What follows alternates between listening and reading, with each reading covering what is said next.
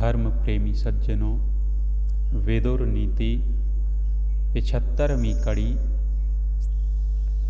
कौन किसको मार देता है, वेदोर जी का ये उपदेश कल हम देख रहे थे।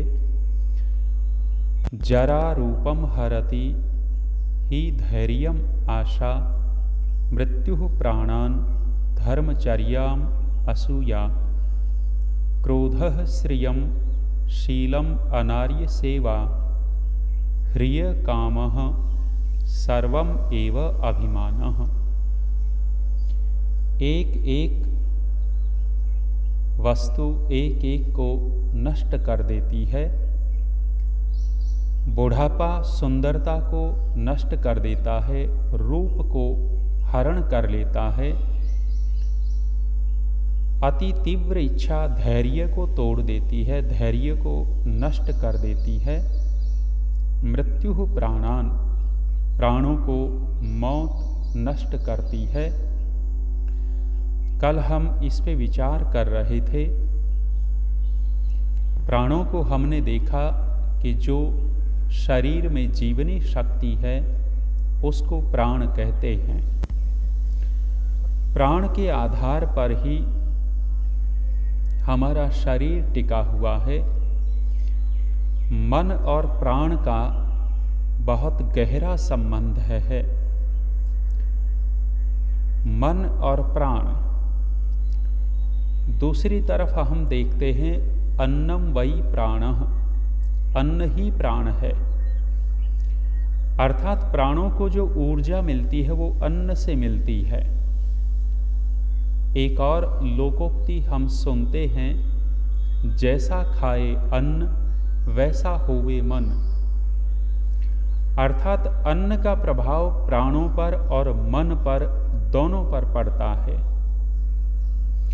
जिस तरह का व्यक्ति अन्न ग्रहण करता है वैसा वैसा प्रभाव प्राणों के ऊपर और मन के ऊपर पड़ता है।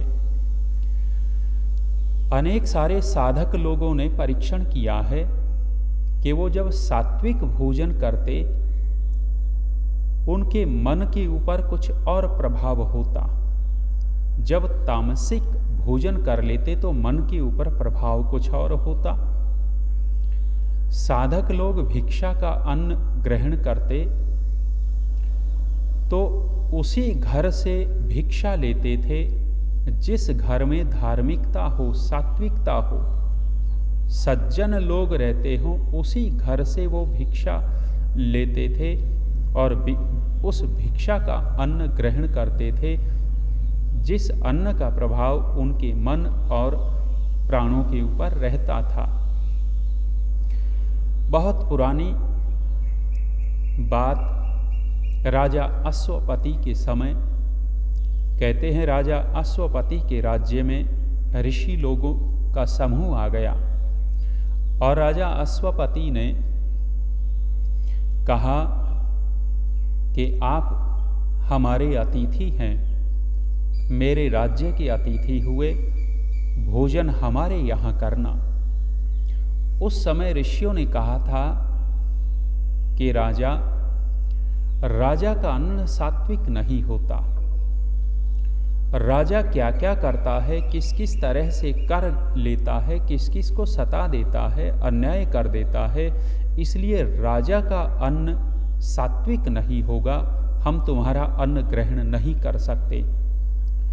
उस समय राजा अश्वपति ने घोषणा की थी ऋषियों के सामने, न मे जनपदे, मेरे राज्य में कोई जुआरी नहीं है, कोई चोर नहीं है, कोई जार नहीं है और कोई व्यभिचारी पुरुष नहीं है, और व्यभिचारिणी का तो कहना ही क्या है।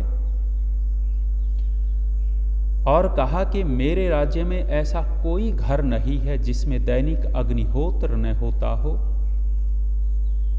ऋषियों को कह रहे हैं कि इसलिए हे ऋषि लोगों, मेरे राज्य में अधर्म नहीं होता, मेरा जो अन्न है वो पुरुषार्थ का है, इसलिए आप उस अन्न का ग्रहण कर सकते हैं।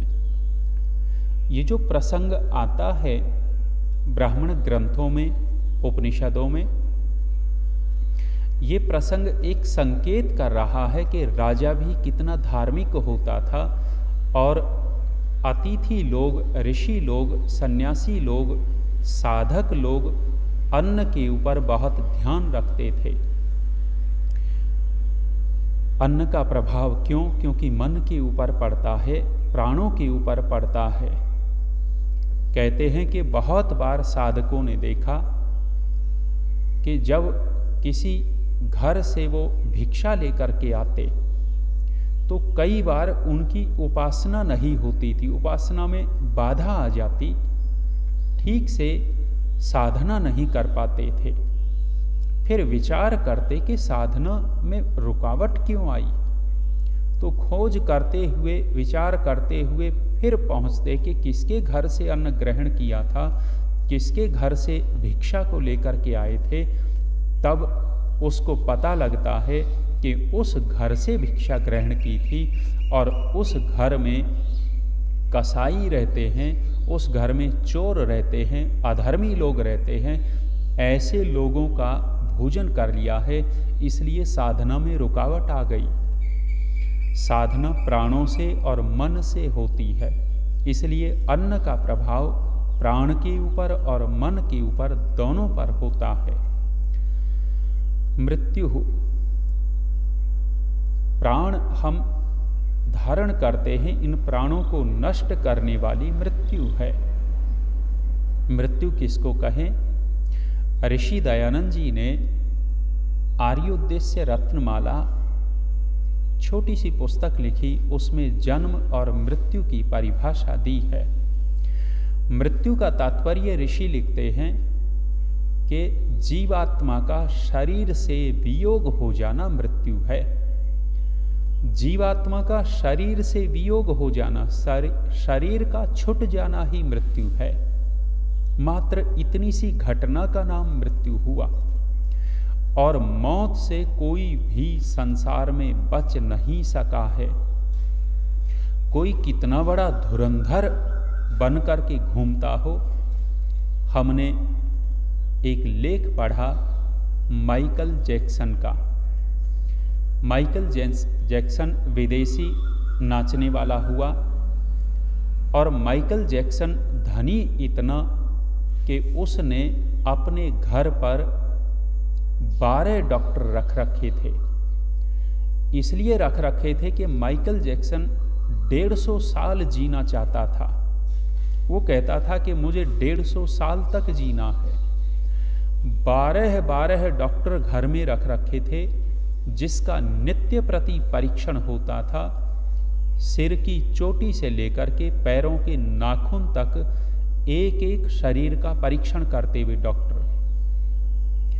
जिसका जो भोजन होता था, भोजन करता माइकल जैक्सन पहले लेबोरेटरी में चेक होता था कि ये भोजन इनके शरीर के लिए ठीक है या नहीं है।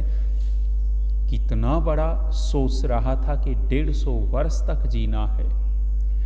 माइकल जैक्सन ने, हमने पढ़ा कि घर में ऑक्सीजन के सिलेंडर रख रखे थे कि जब कभी विपत्ति आई तो तत्काल ऑक्सीजन ले लिया जाए।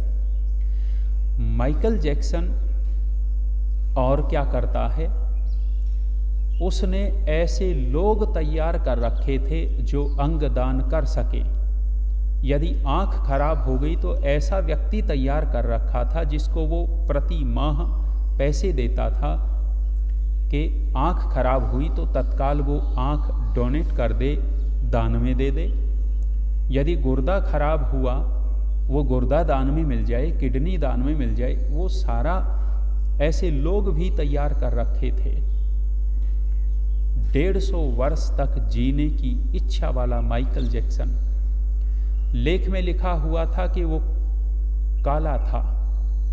श्वेत अश्वेत वहाँ अमेरिका में बहुत चलता है, गोरे काले विरोध चलता है। गोरे लोग कालों का बहुत विरोध करते हैं।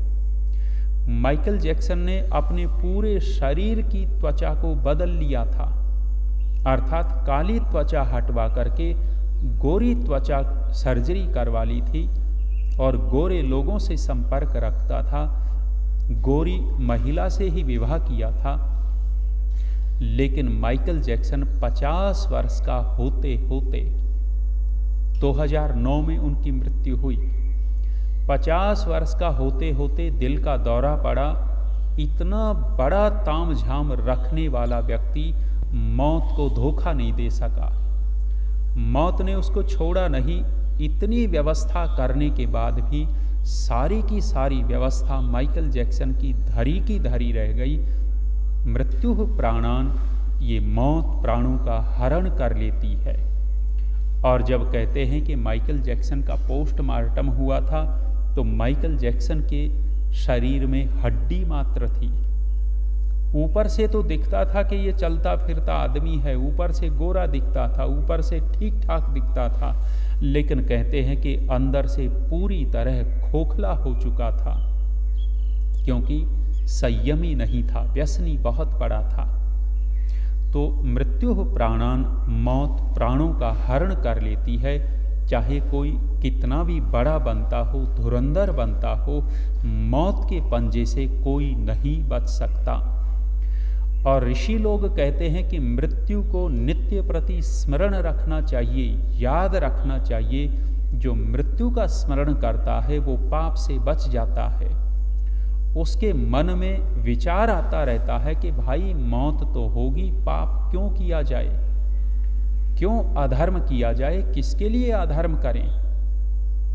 मृत्यु प्राणान, और कहा धर्मचर्याम असूया। धार्मिकता को कौन नष्ट कर देता है। एक व्यक्ति बहुत अच्छा सा धार्मिक है और उस व्यक्ति की धार्मिकता धीरे धीरे खत्म हो जाती है। कब? असूया। असूया का तात्पर्य है निंदा करने वाला, गुणों में भी दोष ढूंढ ढूंढ करके बोलने वाला। ऐसे व्यक्ति के अंदर से धार्मिकता धीरे धीरे नष्ट हो जाती है। धर्म का आचरण ऐसा व्यक्ति नहीं कर सकता। निंदक व्यक्ति, गुणों में दोष बताने वाला व्यक्ति कुछ भी कर सकता है, कुछ भी आरोप लगा सकता है और बड़े से बड़ा आरोप लगा सकता है। इसलिए निंदक लोगों को से बचकर के रहना होता है। ये निंदा, ये असूया, ये चुगलखोरी,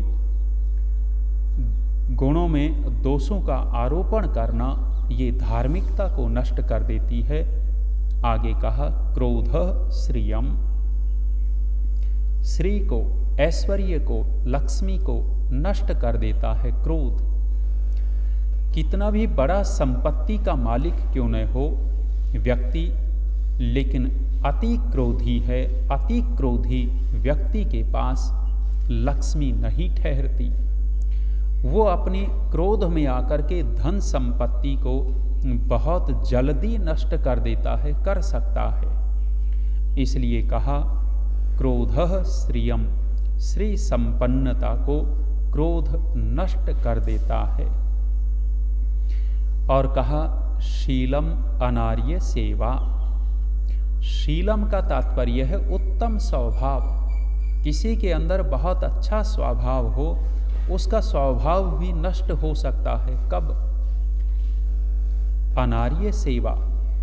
यदि वो श्रेष्ठ स्वभाव वाला व्यक्ति भी दुष्ट लोगों का संग करने लग जाता है, दुष्ट लोगों की संगति उसके उत्तम स्वभाव को नष्ट कर देती है, मार देती है। कई बार हम देखते हैं गांव में, समाज में कि बहुत ही श्रेष्ठ व्यक्ति है, बहुत अच्छे स्वभाव वाला है, लेकिन वो दुर्जनों की, दुष्टों की संग करने लग गया, दुष्टों की संगति में बैठने लग गया। धीरे धीरे अनुभव करेंगे कि उसकी सज्जनता खत्म होती जा रही है और वो व्यक्ति निर्लज होता चला जाता है। वो व्यक्ति धीरे धीरे कठोर होता चला जाता है, दूसरों का अपमान करने के लिए तैयार होता चला जाता है। सज्जनता खत्म हो जाती है दुष्टों के संग से। इसलिए जीवन में बहुत सावधान रहना होता है कि कभी किसी दुर्जन का संग न हो जाए। घर में बहुत सारे बार देखा कि बच्चे जो होते हैं, घर में जो बालक होते हैं, नौजवान होते हैं, बड़े सज्जन होते हैं, लेकिन जैसे ही उनको बाहर की हवा लगती है, उनकी मित्र मंडली जो होती है, उन मित्र मंडली जो दुष्ट मित्र हैं, उनकी हवा लगते ही घर में कितना शरीफ रहता था, कितना अच्छे से रहता था, लेकिन बिगड़ना शुरू, और न माँ बाप की सुनता है न किसी और की सुनता है। वो हुआ किस लिए? दुर्जन की संगति करने से। इसलिए दुष्ट लोगों का संग न हो, इसके लिए बहुत सावधान रहना होता है। और कहा प्रिय कामः, लज्जा नष्ट हो जाती है, शर्म मारी जाती है। किसके कारण? कामः। कामः का तात्पर्य है विषय वासना। जब व्यक्ति वासना में रहता है, कामी प्रवृत्ति में रहता है, तो ऐसा व्यक्ति बेशर्म हो जाता है। और कहा है कामांध, न देखता है न सुनता है। कामी व्यक्ति इतना निर्लज हो जाता है कि बड़े लोग बैठे हुए हों, बड़े लोग बैठे हुए हैं तो उनको बड़े लोग दिखते भी नहीं हैं, इतना बेशर्म हो जाता है। इसलिए कहा है ह्रिय कामः। जो लज्जा है, लज्जा को कौन मार देता है? विषय वासना, काम वासना लज्जा को मार डालती है। ऐसे निर्लज बहुत सारे मिलेंगे जो ढीठ कामी होते हैं। वो न तो माँ की परवाह करते, न बाप की परवाह करते, परिवार में बैठे बैठे भी कुचेष्टाएं करते रहेंगे, इतने बेशर्म हो जाते हैं। इसलिए कहा है काम को नियंत्रण में रखना चाहिए। और अंतिम बात महात्मा विदुर जो कहना चाहते हैं वो आ गई, सर्वम एव अभिमानः। ऊपर कही हुई चीज तो एक को नष्ट करती है, लेकिन सर्वम एव अभिमानः, ये अहंकार, ये अभिमान सभी गुणों को नष्ट कर देता है। सब गुण अभिमान के चपेट में आ जाते हैं, और ये अभिमान करने वाला व्यक्ति सतपथ ब्राह्मण के अंदर कहा है, असुरा अतिमानेन एव परा बभूवोः। असुर लोग जो थे, राक्षस जो थे, वो हार गए, उनकी पराजय हुई। देवासुर संग्राम जो हुआ, देवताओं का और असुरों का संग्राम हुआ, युद्ध हुआ। उस युद्ध में असुरों की पराजय हो गई, राक्षसों की पराजय हो गई। पराजय का कारण यहाँ लिखा महर्षि याज्ञवल्क्य ने, अतिमानेन एव परा बभूवो। अति अहंकार के कारण असुर लोग हार गए। तस्मात् न अवमन्येत। महर्षि याज्ञवल्क्य कहते हैं कि इसलिए अभिमान नहीं करना चाहिए। पराभवस्य हैतन मुखम यद अतिमानः। जैसे ही अहंकार आ जाता है, वैसे ही हम पराजय की ओर जाने लग जाते हैं। अहंकारी व्यक्ति कभी जीत नहीं सकता, हारेगा ही हारेगा। और यदि कोई छोटी मोटी जीत हो भी गई तो वो जीत उसके अहंकार को और पुष्ट कर देगी, आगे चल कर के फिर औंधे मुंह गिरेगा। इसलिए महात्मा विदुर कहते हैं, जो अभिमान है वो सभी गुणों को नष्ट कर देता है। इसलिए यदि गुणों का ग्रहण करना है तो अहंकार पर नियंत्रण रखें, अहंकारी न होवें। आज इतना ही। विराम। ओम